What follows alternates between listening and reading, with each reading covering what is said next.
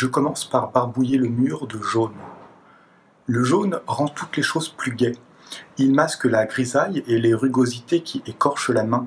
Il enduit la surface avec du doux. Le jaune brille toujours. Il feint la lumière quand le ciel reste blanc et ouateux. Il la réfléchit avec des étincelles quand le soleil pointe. Puis, après que j'ai soigneusement étalé la gaieté sur le mur et que je l'ai laissé sécher, je trace lentement, très lentement, avec un soin infini et au pinceau noir, le contour des corniches et des moulures. Surtout ne pas trembler.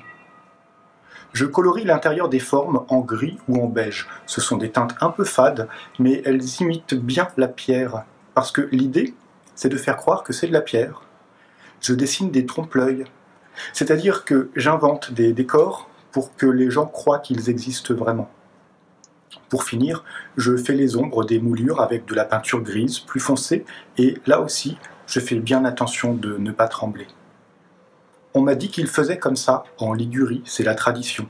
Ils peignent des ornements pas possibles sur des édifices qui ne paient pas de mine et on finit par confondre ces immeubles de Monsieur Tout-le-Monde avec le palais ducal. Ils donnent du caractère aux bâtiments qui n'en ont pas.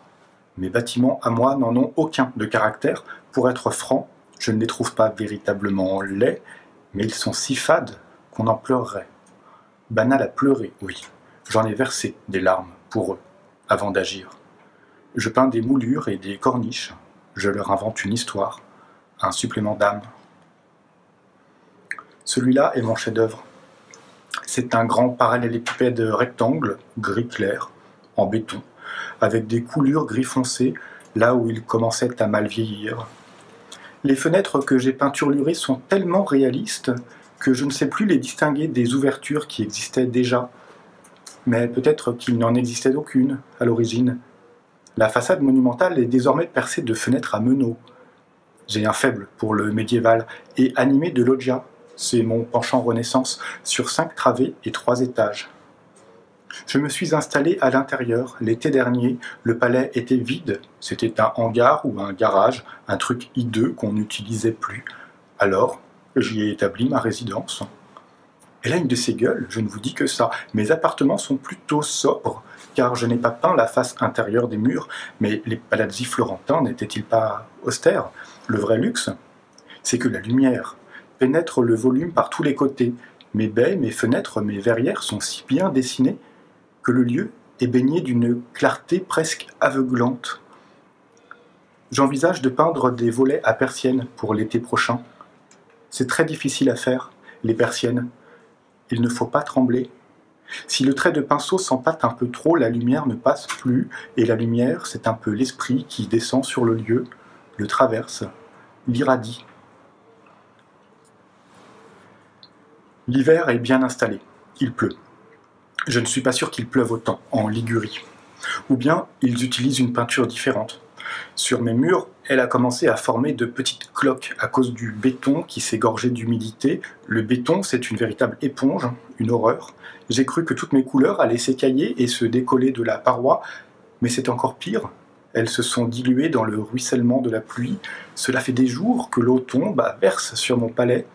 Ce sont les contours noirs qui ont coulé les premiers, puis les corniches et les moulures. Ce beige ne tient pas le coup, j'aurais dû m'en douter.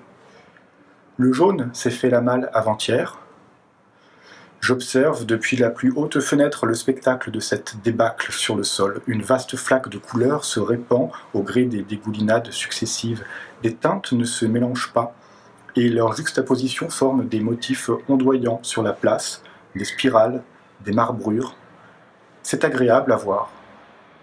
Le blanc des carreaux a fini par se sauver à son tour, et les reflets bleutés avec lui. Les fenêtres ont glissé le long des murs. Elles ont rejoint la flaque irisée, et c'est probablement très joli, si seulement mon palais, feu mon palais, avait encore des ouvertures pour que je puisse jouir de la vue. La lumière n'entre plus. Mais y a-t-il encore de la lumière dehors en cette saison? Et l'air circule très peu. Parfois, il s'engouffre dans une fissure, dans une anfractuosité, dans un trou. Il traverse l'édifice de part en part, en sifflant. Cela fait un peu peur, comme les fantômes dans les châteaux hantés. Mais il ne faut pas trembler. Je ne dois pas être effrayé, car je sais que le bâtiment est vide, désert. J'en suis le seul occupant, le supplément d'âme de cet antre gris. On pourrait dire que le fantôme, c'est moi. Alors, non, surtout, ne pas trembler.